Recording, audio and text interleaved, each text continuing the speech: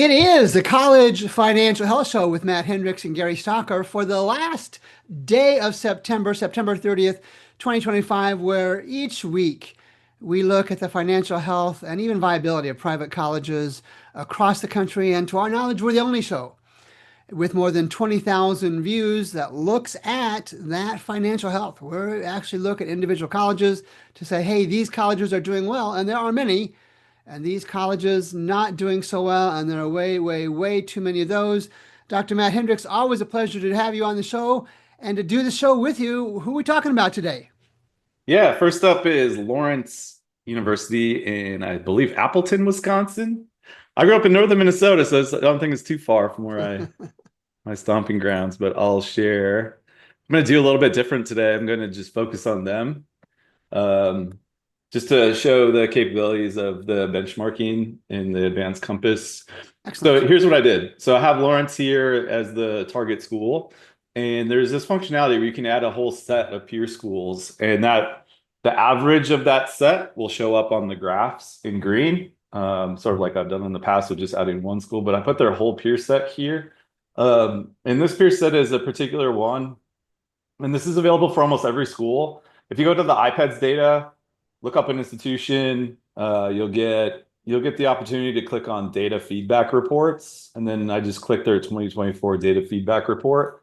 A really useful thing that's in here is that most schools have selected their own peer set. So I use this quite a bit in my strategic compass as like another peer set. It's like self-chosen peer set. There's a lot of flaws with self-chosen peer sets. In many cases, you'll see some of the flaws coming up, but it's still useful, I think. So they have how many here? 20 institutions. Interestingly, there's only one in Wisconsin, which is probably not ideal. And you'll see Lawrence compared to the average of these peers today. Okay. So that will be in another sort of interesting trend line here. Anybody who uses the advanced compass can do the same thing, right? Yeah. Yeah. So I just took the so I think when I just did this exercise, I realized I need to have like a one button click, right, where you can do the self-chosen peer set. Because it took me a little bit of time to put all these schools in here. But I think that's what I'll add. It'd be really easy to add. I can just program it. You click a button and then this peer Interesting. will the self-chosen peer set will populate. Okay, so what I'm going to do is everything's going to be focused on Lawrence relative to the median and the national median, 25th percentile closed set, and then also their self-selected set. All right, I'm going to start with unrestricted net assets because just like a higher level, really overall indicator of how they're doing relative to these different groups. And so here's one of the problems with the self-selected peer set. Almost always this is the case where schools pick peers that are really like 3 or 4 times larger than they are in terms of both enrollment and assets. And that's the case here with Lawrence. Lawrence's unrestricted net assets are 95 million. The average of their peer set is 380 million. So not ideal to make comparisons, but we can still make comparisons based on per FTE, changes over time, and per operating revenue. I was going to look at changes over time first and unrestricted net assets. So here's one of the red flags that if they were doing benchmarking against this peer set, they should have known this a long time ago, that their unrestricted net assets are not doing well compared to that peer set. In fact, not even relative to the national median.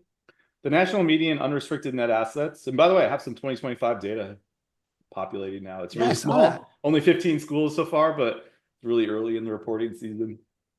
But if we look here, the average school is up about 40% on unrestricted net assets since 2016.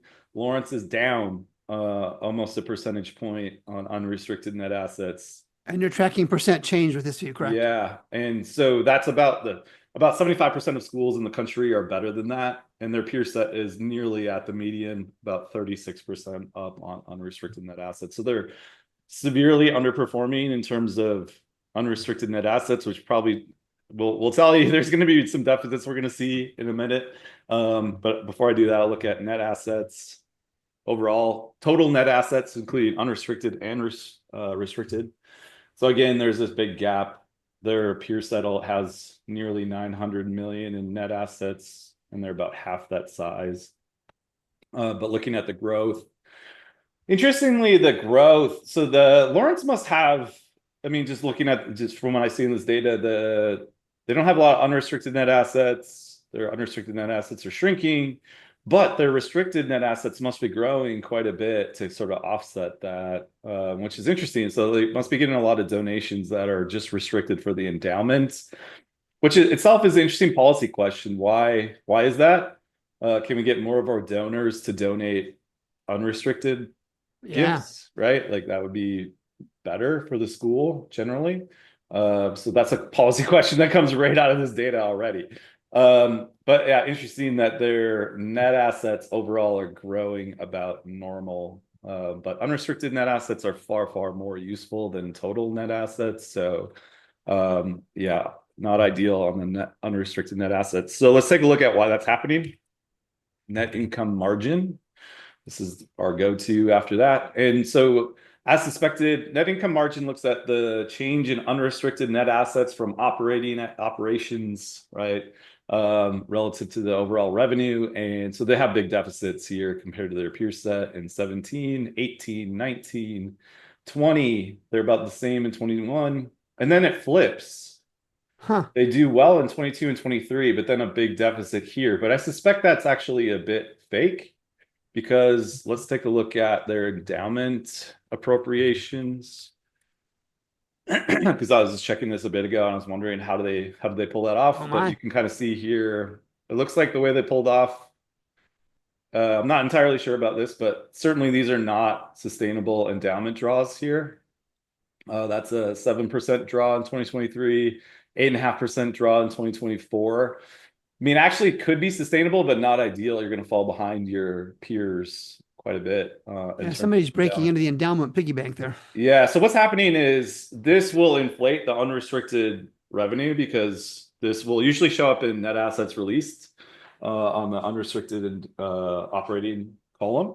And these are, that's like double a normal draw there. So with a normal draw, it'd be interesting to see this. So there is actually a metric I could add here, which is adjusted net income margin, which adjusts it sort of forces every school to have a normal endowment draw and then looks at what the net income would be under a Oh, normal interesting. draw. Huh. I haven't added that here. I do have a banking version of this that will have that does have that actually, but that's a big metric used by like Moody's and other credit agencies. I just don't want to confuse people too much because there's a lot of Right. non-finance people using this. So my overall impression here is they have budget deficits. They've had many years of budget deficits, probably had deficits here and maybe here as well with a normal endowment draw. So really not good. They've probably only had a couple of years of a normal budget in terms of having a positive net income with a normal endowment draw in the last decade. So not ideal, and that's why their unrestricted net assets is declining relative to the peer set. Let's take a look at some other financial metrics. Oh, wait, let's double check the endowment growth. End of the year endowment value. Once again, their peer set has this bigger endowments, almost double the size of theirs, but let's take a look at percent change.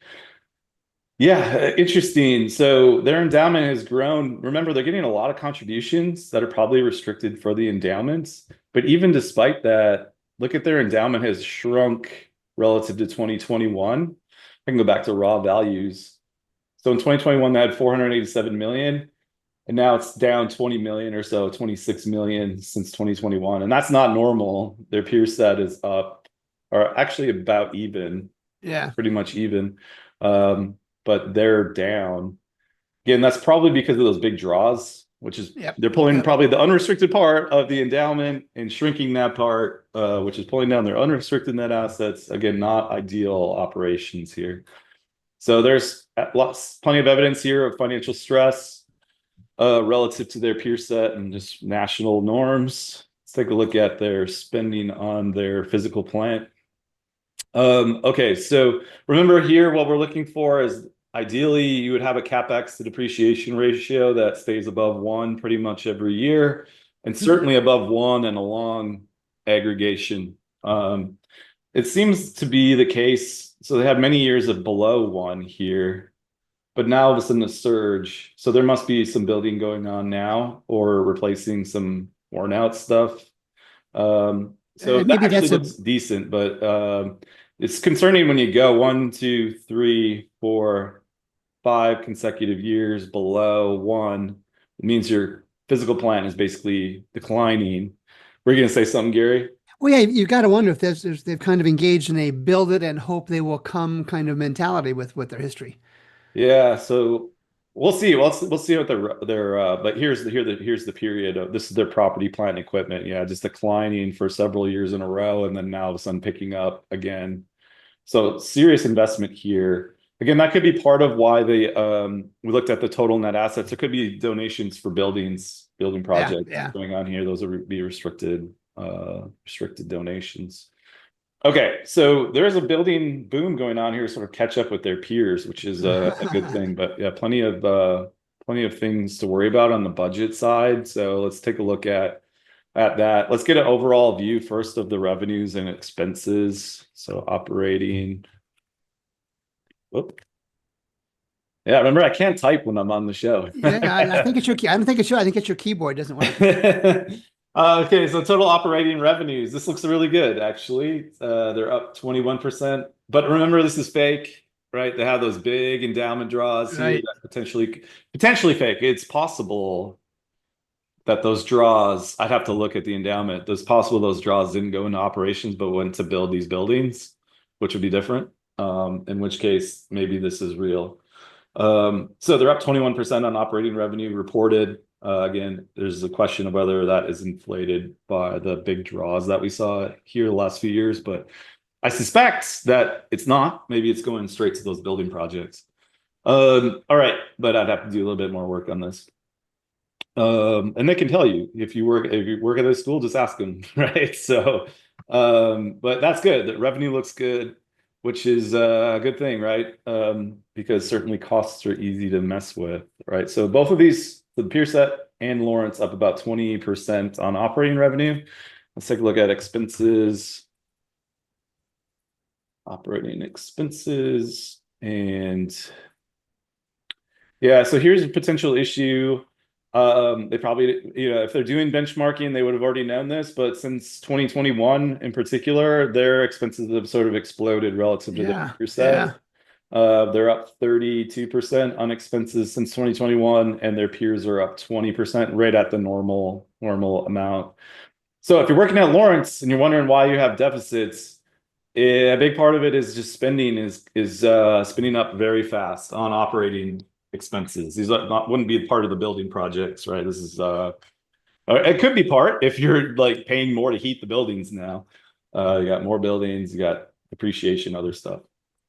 So this is an ideal. So remember we said they were up 20% on revenue and they're Yep. up 32% on costs. So that math doesn't And work that's out. over 8 years. That's over 9 years.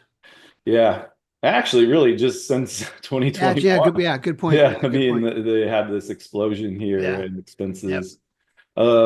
So if you were at Lawrence, ask about this or start studying this, understand why your expenses are going up so much faster than are your peers' expenses. Again, these are your self-reported peers. It should be about the same, right? Both of your revenues are rising about the same pace. Yeah.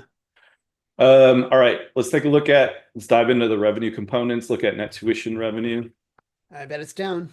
Did you already check this? Raw values, let's look at percentage change.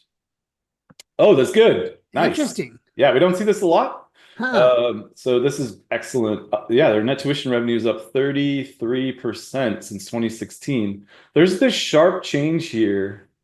Let me check one thing just to make sure that this isn't fake. Sometimes they change the accounting. Yes. Uh-oh.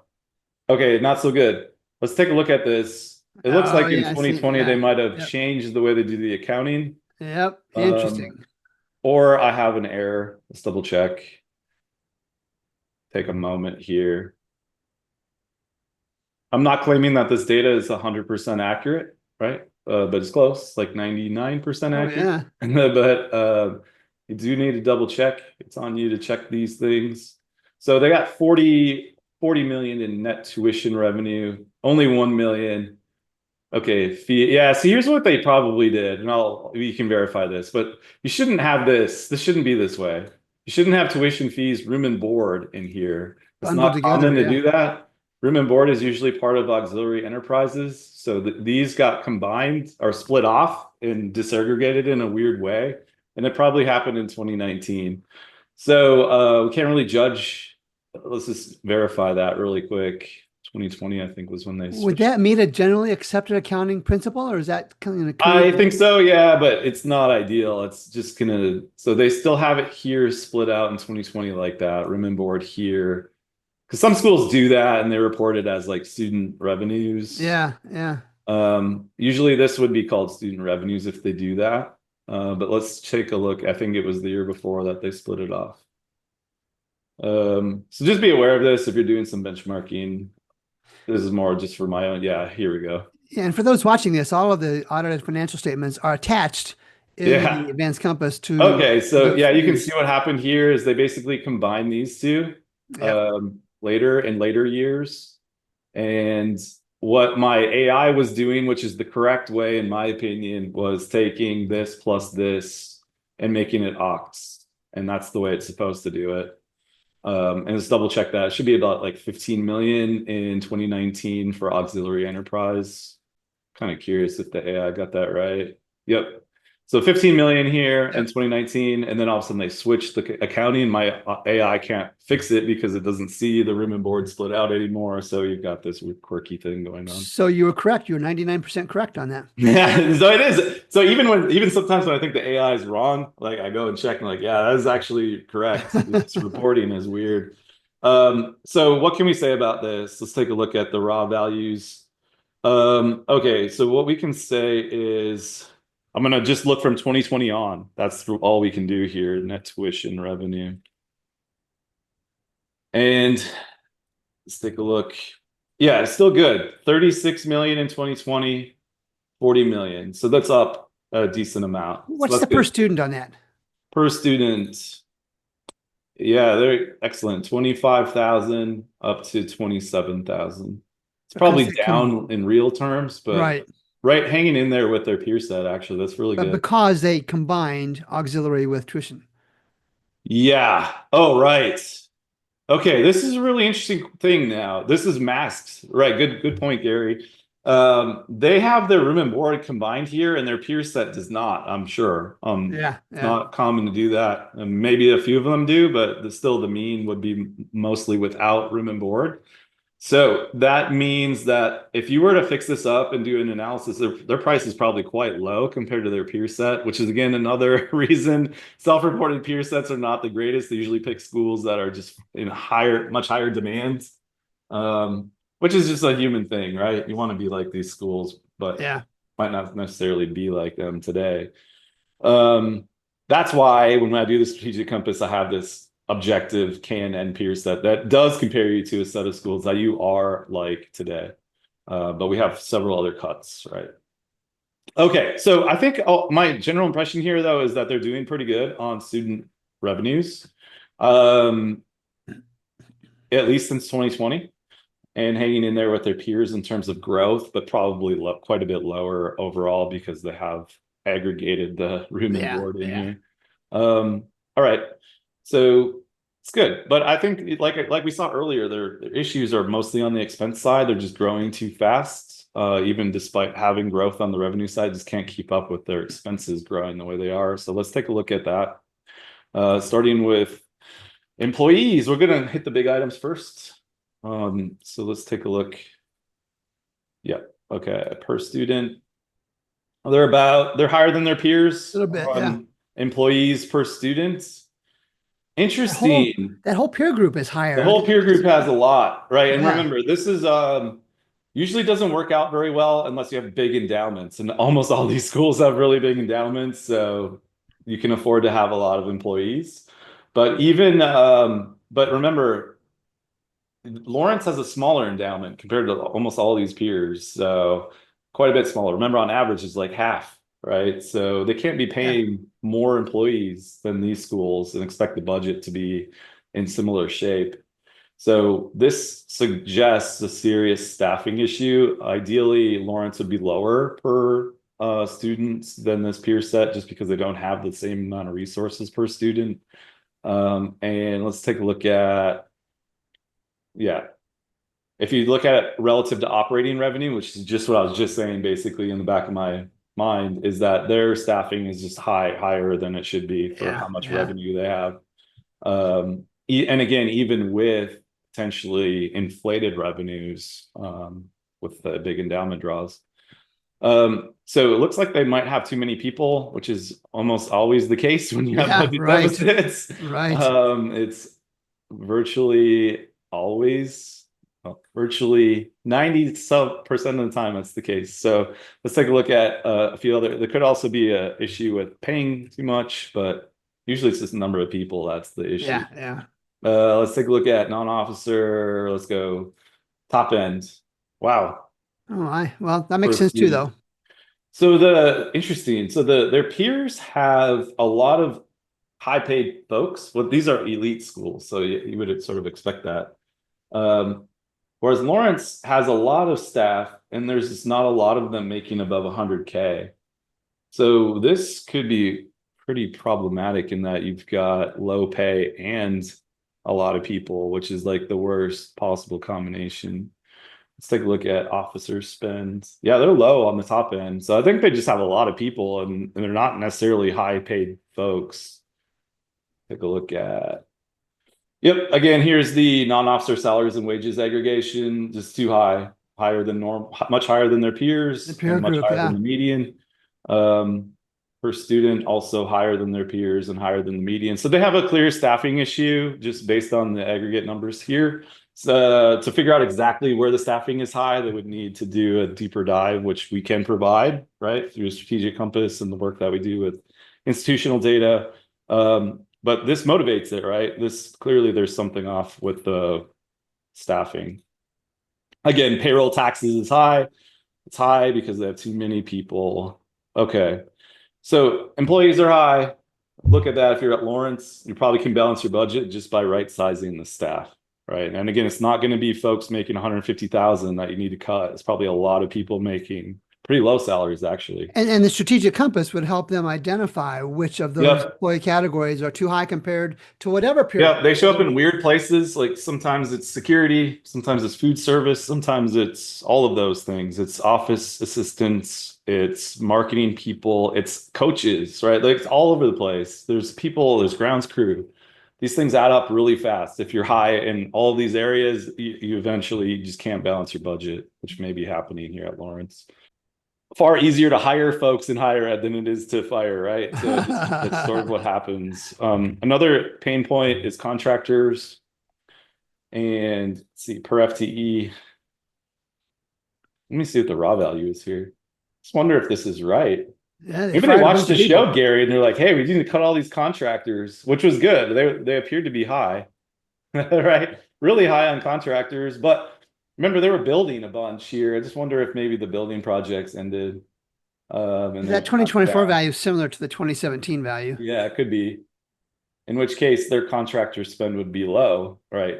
In a normal year, which makes sense. They have too many staff, not enough contractors potentially, and they could have some missing contracts, like not having food service is a big one, not having outsourced like maintenance and cleaning and stuff like that. That can seriously be inefficient and cause you to have a lot of staff in-house and not have the ideal mix.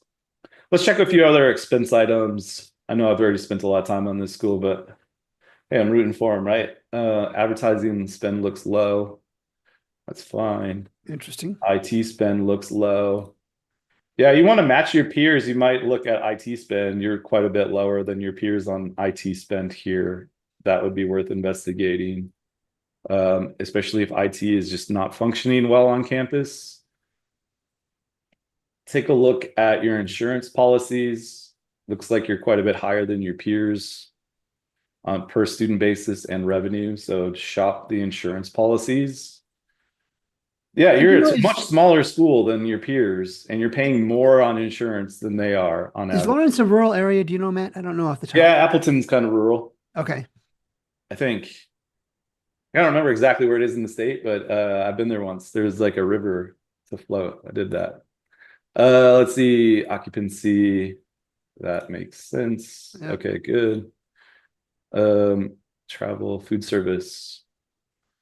Food service looks Smidge high. interesting. No food service contract in 2024. We'll have to look at that. It could be just pushed out by the construction, right? It's possible. They probably still have it. It just got pushed out of the top five. All right. So I think the number one pain point for Lawrence and the thing they need to address is the staffing issue. And they may not have known that until they watch the show, hopefully. Lawrence University. It's not obvious unless you do it, right? That's why we do this show. Well, and again, most colleges we know from experience look only at their internal data. They don't do the comparisons Yeah. like's available with the advanced compass we're using Yeah. this. And there's some other low-hanging fruit there. Like the insurance policies just do not look right. You shouldn't be paying more for insurance than your peer set average when you're way smaller than that peer set. All right. Remember, they're at like half the revenue, probably half the buildings even. So it's kind of interesting that that would be the case. Let's take a look at some of these. These look actually okay. Bon appetit. Yeah, don't do bon appetit. I'll just say it. Just don't do it. And what are they? Where is their food service vendor for 2024? It's not in here. Interesting. Credo. Okay. I'm not going to say anything, but we could have worked with them to identify problems for less than 110K, right, Gary? I'm thinking about 20% of that value. Yeah. Okay, so Bon Appetit 5 mil. This is a really high contract, and hopefully Credo told them that. And they're getting a new one or just renegotiating this. It should be like half of that. So go out and get some new estimates. But I don't even see a food service vendor anymore, so it's really curious. I wonder what they're even doing with food service now. Maybe they don't I have think it any would be a hungry mistake to students. switch to in-house, so hopefully they didn't do that. Maybe they But don't have any hungry students there. They just don't eat but at it's really interesting. All of a sudden, like some of these big contracts just fall off. All these construction contracts and no food service. It's interesting. I wonder what's going on if somebody filled this out incorrectly or if they really don't have Bon Appetit anymore. But definitely, if you do have this, which you appear not to, you're looking for like $1,500–$1,600 per student on the food service contract. So double check that. Double check all your insurance policies and renegotiate those down as well, or just get different policies. All right, I'll pass it back to you, Gary. But the biggest thing for them is staffing for sure. So before I jump into the other college that we're going to look at today, the peer set, you started off talking about, Lawrence, the peer set was interesting. Do you see most colleges choosing a aspirational peer set, and is there Yeah. value in that? I mean, there is value, right? That's why I always use it. But it usually ends up being a mix of mostly aspirational universities or just universities that they may think they're like, but they're not. They're just way bigger and have more revenue and all of that, bigger endowments. And that's the case here. So it's almost always the case that I see that. That's why I have the KNN set. Right. I will have that set there. They're self-reported, which is usually the one they submit to the Department of Ed. I also have the cross apps set. We also have sometimes conference peers, other peer sets, like maybe the provost has their own peer set they want to use based on academic programs, stuff like that. It's really flexible, and we do all the analysis with a big set and then different subsets, so you can see how robust the results are across different sets. And then you talked about their total operating expenses, and it has skyrocketed since the pandemic. And just in 2021 is when that started. And you and I look at a lot of colleges, now over 140 colleges we've done reviews of. And most of the time, post-pandemic, the spending is not going up. Right. What do you Yeah. think's So the going on school here, is Lawrence? growing, but they're just appear to be getting carried away. Again, it's on the board. I mean, a lot of administrations they're going to want to spend, right? Like they got all these ideas that they want to, but it's up to the board to put the brakes on that stuff, right? You got to, yeah. You can't have a budget that's not balanced, right? You certainly can't do it for many years in a row, which they seem to have a long history of running deficits, right? And just should stop that because they're falling further and further behind their peers in terms of unrestricted net assets. And they're actually getting further from that peer set than they are getting closer, right? Like Oh, that's interesting. Yeah, not good point. good. Good. So Matt and I are doing things a little bit differently today. I'm going to take the second college in part because they're neighbors, the University of Health Sciences and Pharmacy here in St. Louis. I actually toured their facility about a year and a half ago.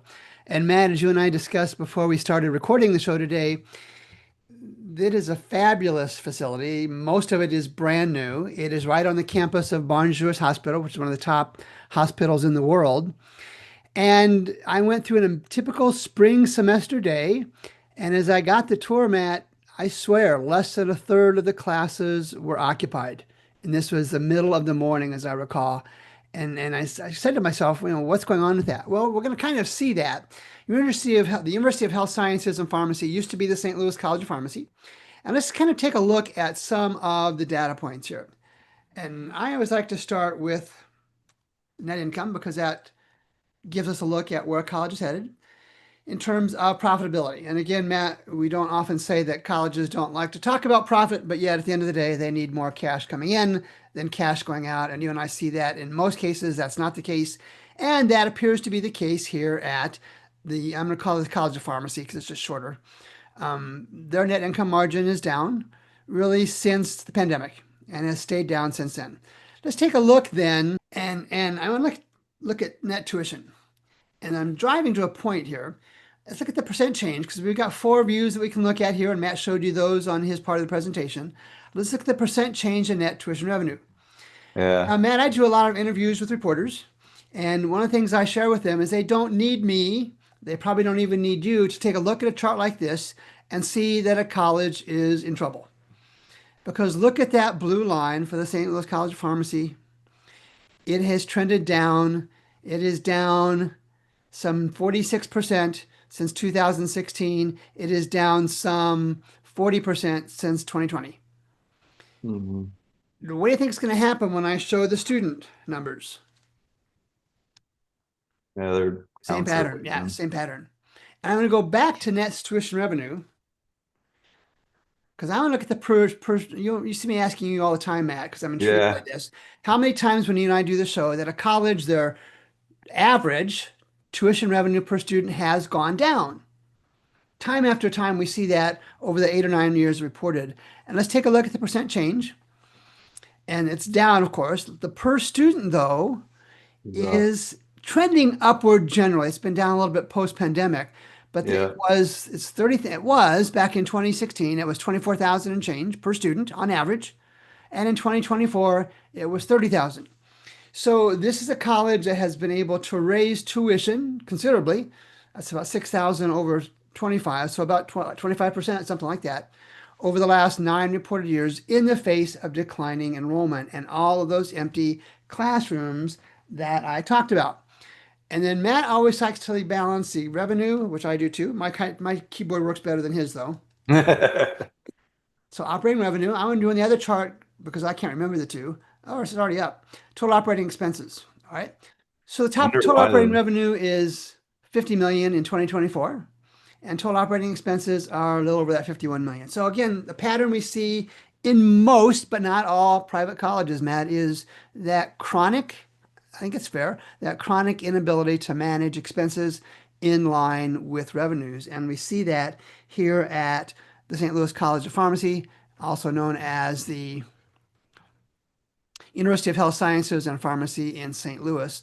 All right, Dr. Hendricks, you're the guru on this. What else would you like to see? so the maybe look at the Let's look at the yeah, percent change. And again, you don't want that going down. And you right. see it going down as a percent change. Let's look at the raw value.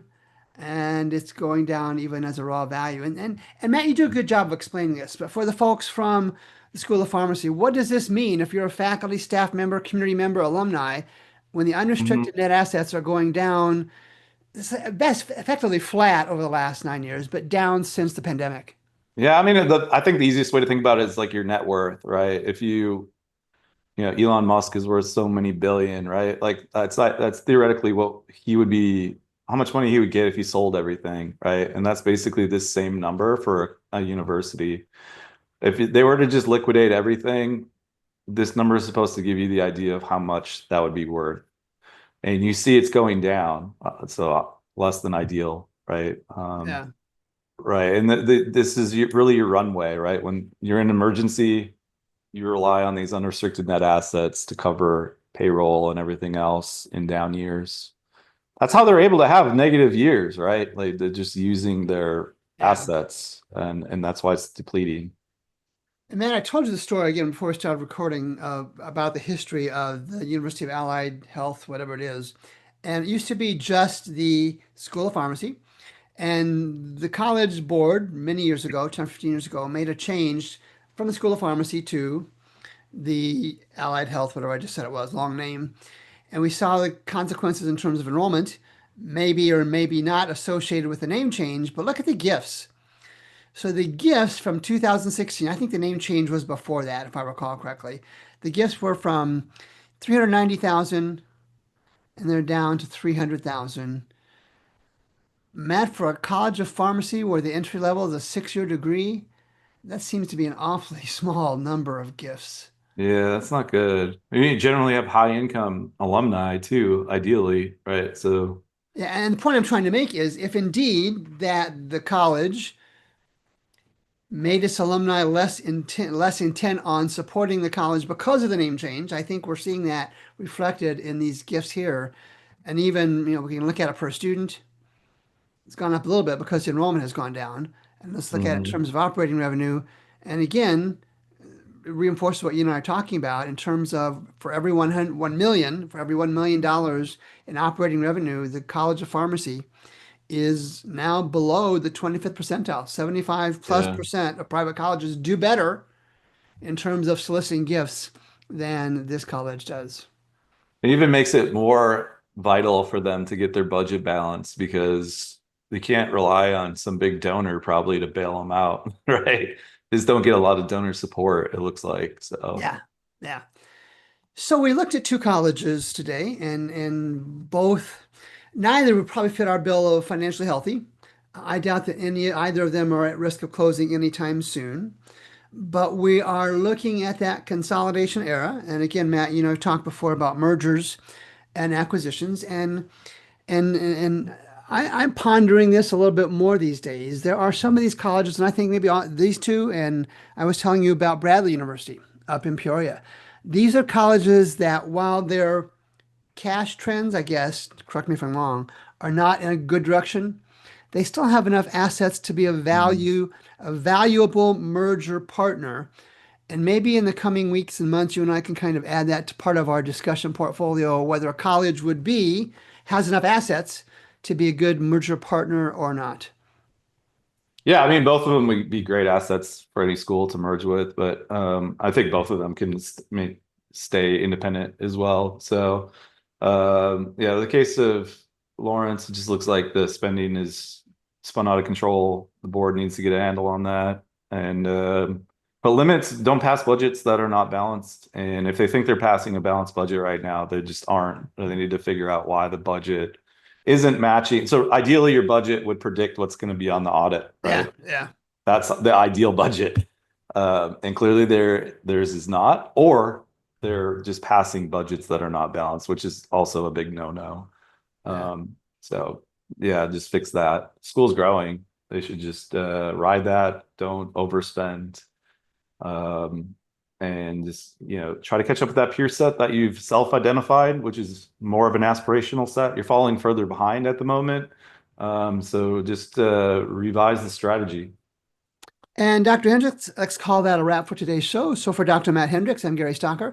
Thanks for making time to watch the show. We'll be back next week with two more private colleges on the College Financial Health Show.